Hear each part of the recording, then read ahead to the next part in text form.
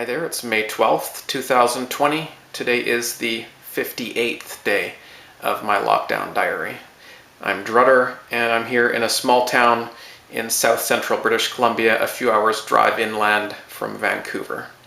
And I noticed that the US is still inflating their death numbers, and I think that is to justify lockdowns and contact tracking and other social engineering that they are putting into effect. And those things, the lockdowns, the contact tracking, and social engineering, is indeed being mirrored and copied by the rest of the Western world, including here in Canada, and I have been documenting that. So it's disturbing to watch us follow the US, even though our numbers are not following US numbers, we seem to follow what they are doing in response to the numbers. So unfortunately, the US numbers are inflated, and that is allowing them to justify lockdowns and contact tracking and social engineering, and that is indeed allowing the rest of the world to follow in their footsteps. So we're all suffering because of those inflated death numbers, I believe.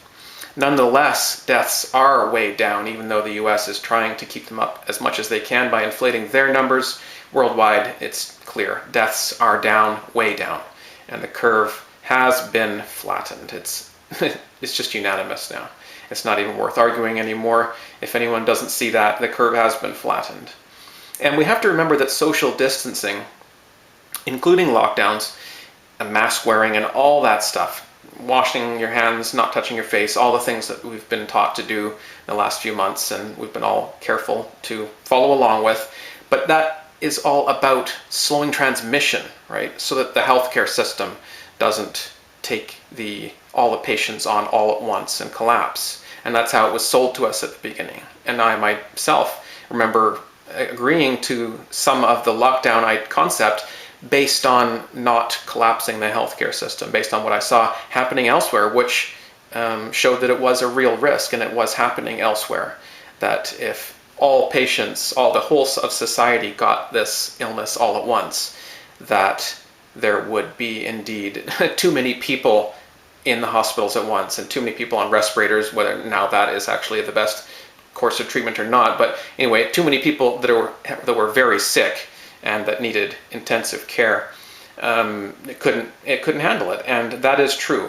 But the curve has been flattened, and now we can have a few more. We can afford to, I guess you could say, have a few more cases, and a few more people that are heavily sick that need care. Unfortunately, it is going to get to everybody, and that has been told from the very beginning. We've been told it is going to spread to everybody, and I think that is true. It is true. There are a lot of viruses that do, once they get into one or two humans, they end up in all humans, sometimes within a few months or years for sure.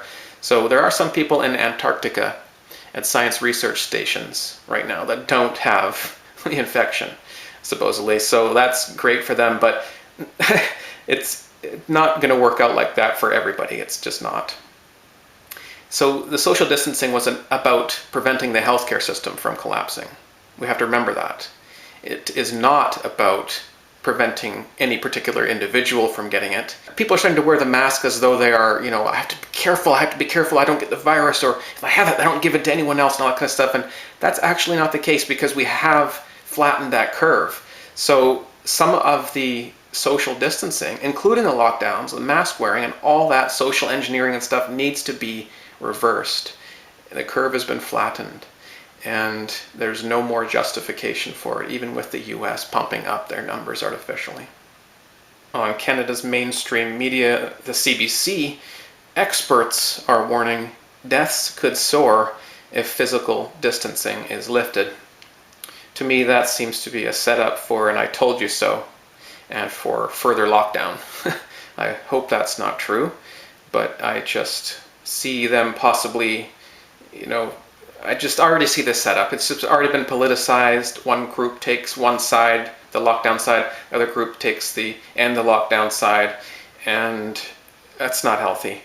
And no, there's just going to be, unfortunately, I think there's going to be, of course there'll be more cases, but those cases, especially outbreaks, you'll hear that word a lot more, outbreaks, or pinpoint outbreaks, here and there, and then contact tracking has to be initiated in those areas. Dun, dun, dun, dun, they have to go in with their army of new contact trackers that they're setting up now to find out who is infected and who's not. But they won't run an antibody test. They won't just, other than in New York and a few other spots, they won't do widespread testing. So I'm not really sure. The mixed messages that we keep getting are not helpful at all. And I'm just scared that there's going to be an "I told you so" and another lockdown coming once there's been a few outbreaks, or a few, in meat factories or in old folks' homes or those kind of prisons and those kind of things. They'll say there's outbreaks happening and stuff, and that's true. There will be more cases. There are viruses going around all around the world right now. There have been for years, and that will always be the case, but this virus is receiving some extra special attention from the mainstream media, that's for sure. And if you scroll down a little further, they say 8 million N95 masks that we received here in Canada from China failed to meet safety standards, so we kind of can't even really use them. So thanks a lot. And then if you go a little further down, it says that Canadians celebrated Mother's Day from a distance this year. And then there's a photo there of a typical Canadian mom. And in other news, Bryan Adams has been cancel cultured, or whatever you want to call it. He's been deleted, he's been censored, because the Canadian singer-songwriter, you may remember the song Summer of '69 and Cuts Like a Knife and a few others from the 80s and 90s. I'll read you what he wrote as part of I think it was a tweet or somewhere on the internet anywhere. It's gone now, but you can still find it. Here's what he said in the message that's now gone. It said, "Thanks to some fucking bat-eating, wet market animal-selling, virus-making, greedy bastards, the whole world is now on hold, not to mention the thousands that have died from the virus." And he's being called racist, xenophobic, dangerous. This is dangerous talk. These are dangerous kinds of ideas to be allowed. It's said to be evil, disgusting. It was said to be fake news, all this kind of stuff. But let me remind people, I'm not saying that on Twitter or any particular platform they have to obey free speech, right? They can be however they want. They can totally be fascist, and they are. But I'm just saying, if we had free speech, what it would allow is incorrect things. So I could say 2 + 6 is 12, and that wouldn't be censored. It just would be considered wrong, and people would say, no, that's wrong, or here's why I don't think it's right, or whatever. But you cannot be censored, or you're not considered evil or whatever if you say something that's wrong, okay? So if he had said something in there that's wrong, and I'll read you the the meat of it, pardon the pun, he said, "Bat-eating, wet market animal selling, virus-making, greedy bastards." Okay, greedy bastards isn't, I guess, it, but so bat-eating, wet market animal selling, and virus-making, I guess, are the key words that had to be censored there. And I don't see why. Bat-eating, I don't see why that has to be censored. Wet market animal selling, I don't see why that has to be censored. Virus-making, that can happen. So what here is impossible, or what here is wrong? If he didn't name any particular people. If he had, then still no. Then, there's multiple levels of protection, I believe, in free speech. There are multiple ways and reasons why I don't think this needs to be censored. And I think that censorship should happen very, very, very rarely. Free speech is supposed to protect incorrect things. It's supposed to also protect from other stuff too, like inconvenient concepts, inconvenient, rude even, controversial, all kinds of stuff, all kinds of nasty stuff, things that people consider nasty, sinful even. People might think it's sinful or evil or disgusting. All these things that they're saying about this, xenophobic even, right? All kinds of things are not to be censored, right? Unless you're calling for attacks on somebody or whatever. You can be wrong, you can be rude, you can be stupid, you can be ignorant. I don't like it when people do that, but you can, okay? Free speech isn't is not just for protecting stuff that's already obviously okay.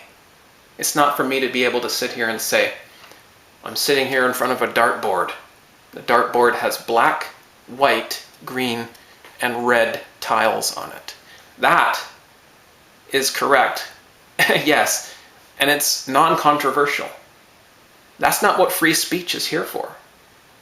If I were to say other things about colors maybe or something that had a little bit of an edge to it, that maybe is what free speech is for. But no, what free speech is really for is for those things that are considered xenophobic, dangerous, evil, disgusting, or fake. Yes, those things should be allowed.